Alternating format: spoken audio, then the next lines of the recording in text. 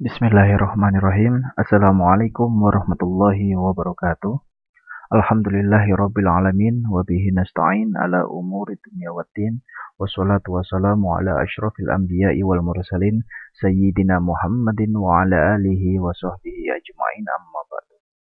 Alhamdulillah pada kesempatan kali ini kita masih diberikan Allah Subhanahu wa taala kesempatan untuk melakukan pembelajaran.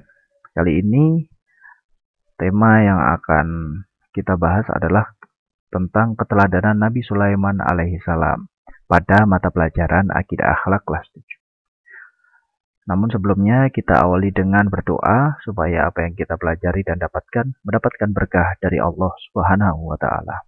Naqra'ul Furqan Al-Fatihah. A'udzubillahi minasyaitonir rajim. Bismillahirrahmanirrahim. Alhamdulillahirabbil alamin. Iyyaka na'budu wa iyyaka nasta'in. Shiratal mustaqim shiratal ladzina an'amta 'alaihim ghairil maghdubi 'alaihim waladdallin. Baik, membahas tentang keteladanan Nabi Sulaiman, tentu kita akan berpikir bahwasanya Nabi Sulaiman ini adalah nabi yang punya keistimewaan atau mukjizat yang berbeda dari yang lain. Nah, kita kan tahu bahwasanya ada beberapa nabi yang mendapatkan mukjizat dari Allah atau keistimewaan luar biasa dari Allah. Kayak misalnya kita kalau membahas Nabi Ibrahim itu tidak mempan dibakar api. Kemudian Nabi Musa dapat membelah lautan. Nabi Soleh punya unta ajaib. Kemudian Nabi Idris pandai arsitek dan lain sebagainya. Di sini kita fokus membahas tentang keteladanan Nabi Sulaiman alaihissalam. Baik, Nabi Sulaiman alaihissalam. Jadi Nabi Sulaiman alaihissalam adalah putra dari Nabi Daud alaihissalam. Nabi Daud alaihissalam ini adalah orang Bani Israel ya, yang mana menjadi seorang raja pada masanya. Beliau seorang raja sekaligus nabi utusan Allah dengan keistimewaan yang dapat berbahasa binatang. Yang diberi keistimewaan Allah dapat berbicara bahasa binatang itu adalah Nabi Sulaimannya ya, bukan Nabi Daudnya.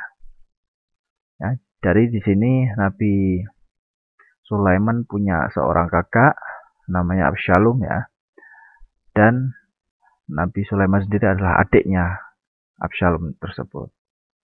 Nah, kita bahas lebih mendalam di selanjutnya. Kemudian, sejak usia 11 tahun, ia sudah menampakkan tanda-tanda kecerdasan, ketajaman otak, kepandaian berpikir, serta ketelitian di dalam mempertimbangkan dan mengambil suatu keputusan. Jadi Nabi Sulaiman alaihissalam adalah seorang nabi yang cerdas sejak kecil dan ditakdirkan oleh Allah menjadi seorang raja juga ketika dewasa. Dan kecerdasannya ketika kecil itu ditunjukkan dalam berbagai macam problematika atau permasalahan yang dihadapi rakyat. Nah, jadi karena raja itu biasanya ada rakyat punya sesuatu perkara, dihadapkan ke raja bagaimana keputusannya, kayak gitu dulu ya. Karena masih zaman kerajaan. Kemudian dalam Al-Quran surat An-Naml ayat 18-26 merupakan contoh ayat yang menceritakan keistimewaan Nabi yang sangat kaya raya ini. Nah, di sini disebutkan bahwa surat An-Naml itu adalah salah satu surat yang menceritakan keistimewaannya Nabi Sulaiman alaihissalam. Kalian bisa baca di surat An-Naml sendiri dengan terjemahannya.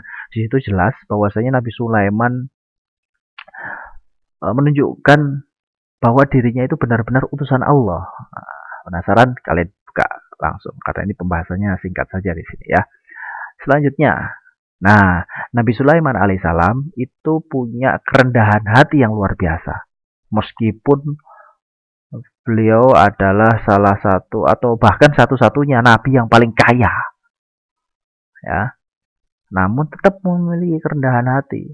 Bahkan diisukan hingga detik ini banyak yang mengatakan bahwa Nabi Sulaiman alaihissalam adalah nabi atau manusia terkaya di muka bumi yang belum ada tandingannya sampai detik ini. Nah, meski demikian kita meneladani bagaimana Nabi Sulaiman punya kerendahan hatinya atau punya keteladanian yang harus kita teladani, harus kita contoh yang baik-baiknya, ya. Salah satunya adalah rasa malu terhadap Allah Subhanahu wa taala. Apa yang didapatkan manusia itu semuanya hanya titipan. Termasuk Nabi Sulaiman, punya harta yang melimpah, tahta yang luas, kemudian apapun ada, ya kan? Bahkan kepemimpinannya ketika menjadi seorang raja itu tidak hanya sebatas kepemimpinan kerajaan manusia saja, bahkan dia menguasai dari golongan jin, dari golongan hewan-hewan juga pada masa itu. Ya. Namun punya rasa malu terhadap Allah, karena semua itu hanya titipan untuk menunjukkan bahwasanya beliau itu adalah nabi, gitulah. Makanya tidak pantas bagi kita sombong dan angkuh di muka bumi dengan apa yang kita miliki. Kenapa? Karena semua itu adalah titipan dari Allah Subhanahu wa taala. Seberusaha apapun, seberjuang apapun kita mendapatkan sesuatu, tetapi Allah tidak ridho, Allah tidak mengizinkan, tentu kita tidak akan bisa mendapatkannya. Maka kita harus pahami bahwa Allah Subhanahu wa taala memberi apa yang kita butuhkan, bukan apa yang kita inginkan. Seperti itu. Kemudian wujud kerendahan hati selanjutnya adalah mau berdialog dengan rakyat kecil. Jadi dengan warga-warga biasa, Nabi Sulaiman itu tidak enggan, tetap welcome, ramah gitu ya. Nah, berbeda dengan pemimpin-pemimpin saat ini. Masih banyak di antara pemimpin kita saat ini, ketika masih menjadi rakyat kecil, dia baik, sopan, santun. Tapi ketika sudah menjadi seorang pejabat, seorang yang berkedudukan tinggi, terkadang lupa dengan daratan. Artinya lupa masa lalunya. Bahwasanya itu adalah semua titipan dari Allah Subhanahu wa taala. Kemudian senang bekerja sebagai wujud syukur. Nah, ini juga bentuk kerendahan hati. Kadang-kadang orang kaya itu kalau sudah punya posisi enak, udah di titik paling nyaman, ya sudah dia nggak mau kerja, tinggal nunggu bisnisnya jalan, gitu aja ya kan. Tapi Nabi Sulaiman tidak. Kayanya bukan main, tapi tetap senang bekerja. Karena bekerjanya Nabi Sulaiman adalah bentuk ibadah. Dan ini adalah wujud syukur yang ditunjukkan kepada orang lain. Bahwasanya oke lah, aku kaya. Oke lah, Allah memberiku kekayaan. Apakah aku harus malas-malasan? Tidak. Nabi Sulaiman tetap bekerja. Ya, memantau rakyatnya. Memberikan kebijaksanaan yang arif. Dan kebijaksanaan-kebijaksanaan lain yang berupa sebuah pekerjaan yang membuat hari-harinya adalah hari-hari yang dilimpahi keberkahan. Seperti itu. Kemudian selanjutnya, sangat khusyuk dalam beribadah. Nabi Sulaiman itu ketika beribadah atau berhalwat kepada Allah Subhanahu wa taala benar-benar khusyuknya luar biasa. Karena beliau punya kelebihan yang diberikan kepadanya atau keistimewaan yang diberikan kepadanya tidak serta-merta akan dibawa mati, tidak. Itu hanya titipan. Lagi-lagi saya ulang, ini semua hanya titipan. Karena apa sih kita hidup di dunia itu yang kita banggakan kecuali amal dan perbuatan yang soleh yang kita bawa nanti ke alam barzah, ke akhirat, ya kan? Maka Nabi Sulaiman memberikan contoh kerendahan hatinya, bahwasanya walaupun di kedudukan apapun, di posisi apapun kita, beribadah itu tetap nomor satu. Apalagi dengan khusyuk. Beliau menunjukkan beribadah dengan kekhusyuan yang dimiliki. Kemudian kerendahan hatinya, punya kecerdasan yang tinggi. Cerdasnya Nabi Sulaiman alaihissalam tidak ada kesombongan di dalamnya. Tapi mempunyai siasat yang cerdik, sehingga apa yang Nabi Sulaiman lakukan itu tidak hanya sebatas menguntungkan dirinya saja, tapi untuk kemaslahatan. Nah, seperti itu. Kemudian lagi, rasa kasih sayang terhadap sesama. Nabi Sulaiman itu punya rasa kasih sayang luar biasa loh ya. Tidak hanya sesama saja, bahkan ke makhluk Allah yang lain, termasuk semut, yang seperti dikisahkan surat An-Naml itu tadi. Dan yang terakhir, wujud kerendahan hatinya adalah suka bermusyawarah. Tidak sepihak. Diajak itu ajudan-ajudannya atau bawahan-bawahannya Nabi Sulaiman untuk berdiskusi atau bermusyawarah bagaimana ini enaknya seperti ini. Jadi tidak ini harus ini tidak otoriter, ya. Meskipun sesekali ada pemimpin yang bersikap otoriter pada tempatnya, ya. Jadi Nabi Sulaiman adalah nabi yang suka bermusyawarah. Itu wujud kerendahan hati yang dimiliki Nabi Sulaiman alaihissalam. Nah, sekarang tentang Nabi Sulaiman alaihissalam. Nah, yang pertama adalah memberikan pertimbangan kebijakan sejak kecil. Nabi Sulaiman itu kan anaknya Nabi Daud alaihissalam yang punya kakak. Yang mana kakaknya Nabi Sulaiman ini adalah Absalom. Yang harusnya adalah sebagai pewaris kerajaan Nabi Daud. Ya. Nah, dan Nabi Sulaiman ini karena utusan Allah, bukan kakaknya, ya otomatis Nabi Daud itu akan mewariskan kepada anaknya ini atau adiknya Absalom. Kakaknya tentu tidak terima. Akhirnya merencanakan pemberontakan dan perebutan kekuasaan sebelum diserahkan kepada Nabi Sulaiman alaihissalam. Nah, Absalom ini turun ke rakyat langsung, menghindari kerajaan untuk memikat hati rakyat. Apa istilahnya? Belusukan. Nah, hati-hati rakyat didapatkan semuanya. Sampai yakin besar dan banyak pengikutnya, punya pasukan sendiri untuk menyerang kerajaan. Tujuannya apa? Merebut paksa kedudukan yang dimiliki Nabi Daud, karena nanti memang rencananya akan diberikan Nabi Sulaiman alaihissalam. Ya kan? Nah, karena Nabi Sulaiman alaihissalam ini punya kecerdasan dan kelebihan dalam sebuah keputusan. Pernah dikisahkan bahwasanya Nabi Sulaiman itu diajak ayahnya atau diajak Nabi Daud melihat problematika rakyatnya yang datang membawa permasalahan. Nah, ini jadi ada dua orang datang ke Nabi Daud. Permasalahannya apa? Satu orangnya itu punya kebun, satu punya ternak. Nah, ternaknya orang yang ini itu makan hasil kebun yang dimiliki orang yang lain tadi. Nah, jadi orang pertama itu punya kebun yang mau panen, yang kedua orang punya ternak. Nah, orang yang punya ternak ini makan hasil kebun yang dimiliki orang yang pertama sampai habis. Akhirnya Nabi Daud memutuskan, kalau ditanya bagaimana kebijakannya Nabi Daud ya ternaknya diserahkan kepada pemilik kebun. Gitu. Nabi Sulaiman karena diajak, ayah, alangkah lebih baiknya tidak seperti itu. Nah, Nabi Sulaiman itu mendeklarasikan atau mengutarakan, ya, mengungkapkan bagaimana pemikirannya. Lebih baik yang punya kebun itu ngambil ternaknya orang yang kedua tadi. Untuk apa? Untuk kebutuhannya, mau dibuat membajak sawah atau kebutuhan lain atau untuk dipakai berdagang dan lain sebagainya.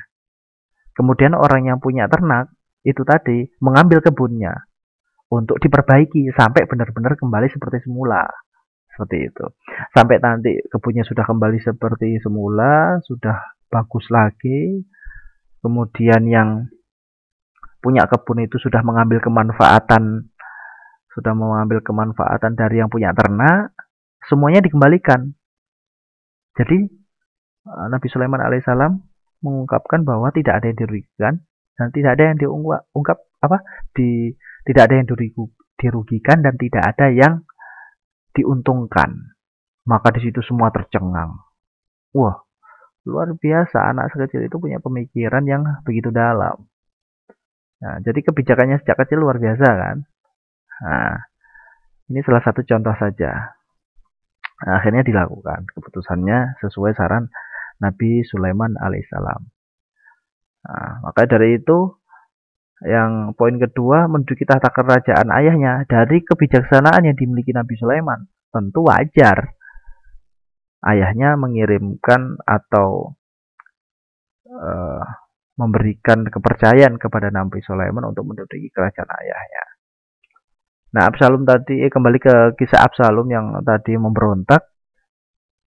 Nabi Daud minta kepada Allah, ya Allah, ini bagaimana ini anakku ini durhaka. Aku harus bagaimana? Nabi Daud mengungkapkan kepada Allah. Akhirnya disuruh melawan.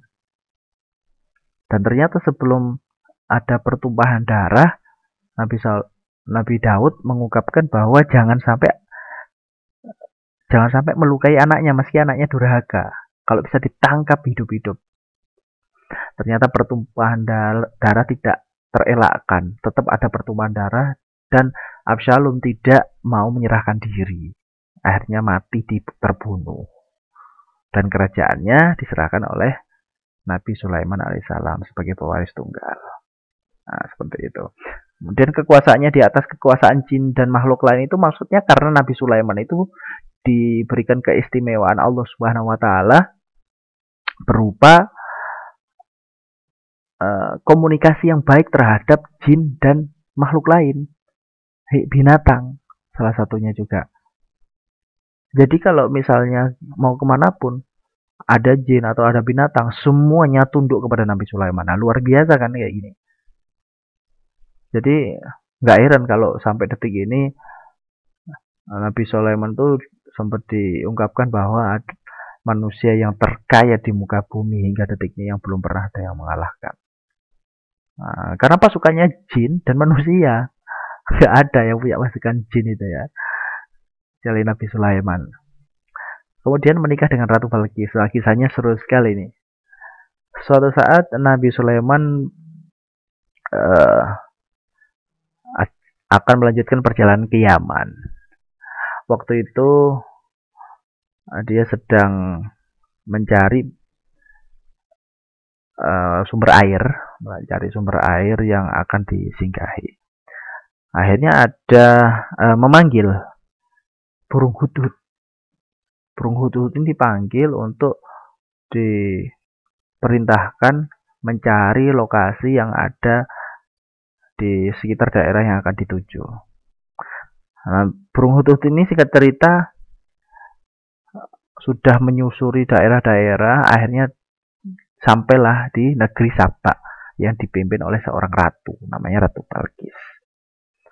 Dan disampaikanlah balik ke Nabi Sulaiman untuk diberikan infonya bahwasanya di Sabak sana ada seorang ratu yang singgasananya itu bergelimbang permata dan lain sebagainya, kaya raya pokoknya intinya. Seorang ratu di negeri Sabak. Akhirnya si burung hudhud ini dititipi sama Nabi Sulaiman sepucuk surat yang untuk disampaikan ke sana. Nah, surat ini tujuannya adalah sebuah ancaman, ya, ancaman kepada Balkis, bahwasanya disuruh tunduk kepada Nabi Sulaiman. Di atas kekuasaan yang megah yang dimiliki Balkis ada kekuasaan lain. Nah, kalimatnya kurang lebih seperti itu. Maka tunduklah kepadaku karena sesungguhnya Nabi Sulaiman adalah utusan Allah Subhanahu wa taala. Akhirnya dikumpulkanlah punggawa-punggawa seorang ratu yang bernama Balkis tadi, ditanya, "Wahai abdi kerajaan ya istilahnya, bagaimana ini saya dapat surat?" Ya kan? Meskipun awalnya kaget, ini surat kok tiba-tiba datang dari langit, jatuh di hadapannya langsung lagi, gitu loh. Nah, ternyata pegawainya itu mengungkapkan bahwa kami di sini dididik dengan kekerasan. Jadi mengabdi untuk negara, untuk melindungi ratu, kami siap dengan perang model apapun itu. Jadi pasukannya Ratu Balkis itu dalam tanda kutip tidak berpendidikan ya, tapi badannya kuat-kuat karena sukanya perang. Jadi perang yang model kayak apapun tidak gentar, kayak gitu. Jadi kalau selama itu diperintahkan kami untuk perang, untuk di medan perang bagaimanapun, kami tidak akan gentar. Wah, katanya kayak gitu. Ya, Ratu Balkis, terima kasih. Namun di sini aku, karena seorang ratu ya, perempuan ya, namun aku di sini kurang setuju kali ini. Aku ingin mengambil jalan damai. Akhirnya apa? Memerintahkan kepada pasukannya Ratu Balkis ini untuk membingkis banyak dan paling terbaik hadiah-hadiah yang dikirimkan kepada Nabi Sulaiman untuk melobi supaya damai gitu loh. Nah, akhirnya sebelum sampai kerajaannya Nabi Sulaiman, burung Hut itu bilang nanti akan sampai, akan datang. Yang datang itu adalah pasukannya Ratu Balkis. Nah, pasukannya Ratu Balkis untuk memberikan hadiah. Nah, ternyata Nabi Sulaiman langsung memanggil jin untuk membuat kerajaan yang megahnya tiada tara dengan waktu yang singkat.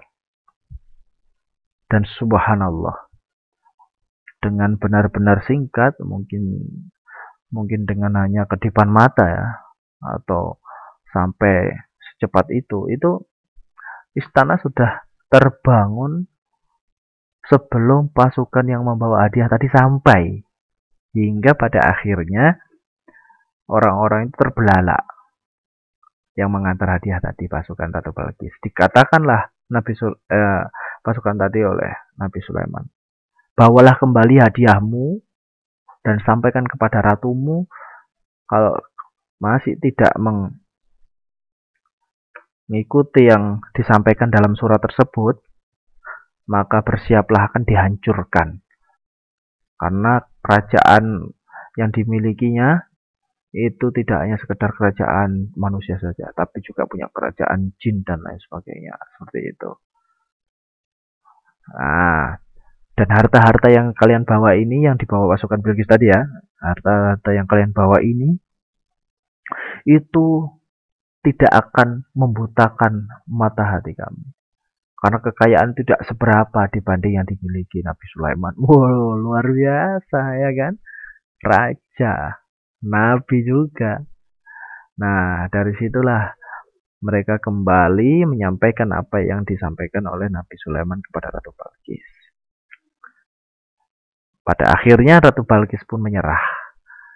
Menyerahnya bagaimana? Menyerahkan diri dan mendatangi kerajaan Nabi Sulaiman. Dengan berbondong-bondong, Nabi Sulaiman itu memerintahkan lagi bahwasanya guyonannya sama punggawanya, ayo siapa yang bisa memindahkan kerajaan dari Sabak ke sini dalam waktu yang singkat. Ada salah satu jin yang mengungkapkan, saya bisa memindahkan kerajaan Ratu Balqis sebelum sampai di sebelum Raja Sulaiman ini duduk di singgasana, kerajaan Balqis sudah sampai. Jadi kan itu sedang berdiri kan, misalnya sedang berdiri. Nah, kalau sudah duduk di singgasana, istilahnya sudah sampai gitulah. Ada yang nyeletuk lagi, saya juga bisa, bahkan dengan kedipan mata sudah terpindahkanlah kerajaan Ratu Balqis di hadapan kerajaan ini, gitu. Nah, hingga pada akhirnya luar biasa, Nabi Sulaiman menunggu kehadiran Ratu Balqis, dan Ratu Balqis datang dan disampaikan kepada Nabi Sulaiman, apakah seperti ini singgasanamu? Wah, Ratu Balqis dan penggawanya semua shock. Loh, kok ada singgasana aku seperti ini? Mirip ini seperti punya aku. Cuman Nabi Sulaiman sedikit memberikan warna lain supaya agak berbeda sedikit. Maka tunduklah kepada Allah. Pokoknya langsung diungkapkan dakwah-dakwahnya waktu itu. Ya, singkat cerita, Nabi Sulaiman itu menikah dengan Ratu Balqis dan kekuasaannya semakin luas dan semakin melebar, seperti itu ya. Dan wafat saat beribadah. Nah, ini saking khusyuknya Nabi Sulaiman alaihissalam, beliau sedang beribadah, bahkan tidak ada yang tahu bahwa beliau sedang meninggal, sedang wafat. Wafatnya itu banyak yang mengisahkan di atas tongkat, maksudnya sambil bersandar dengan tongkat yang biasa dibawanya. Tongkatnya itu dimakan rayap, ya kan? makan aneh-aneh, makan rayap, sampai terputus dan Nabi Sulaiman tersungkur. Baru tahu bahwasanya itu udah kurang lebih 1 tahun kayak gitu. Ya kan, pokoknya Nabi Sulaiman ketika beribadah nggak boleh ada yang ganggu. Dan itu baru ketahuan meninggal sudah 1 tahun. Banyak, ada yang kisahkan seperti itu. Saking khusyuknya, masya Allah. Dalam keadaan ibadah. Semoga kita semua tergolong orang-orang yang husnul khotimah. Amin ya rabbal alamin. Alhamdulillah. Materi kita tentang keteladanan Nabi Sulaiman alaihissalam telah usai. Semoga bermanfaat. Ya. Jadi kita dapat meneladani bagaimana kisah Nabi Sulaiman yang begitu luar biasa. Ya.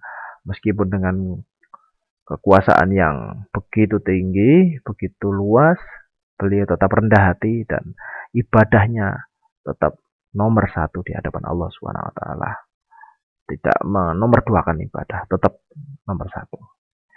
Baik, semoga sukses. Sekian, lastu bihari minkum wa lastu bi ahsani minkum. Wassalamualaikum warahmatullahi wabarakatuh.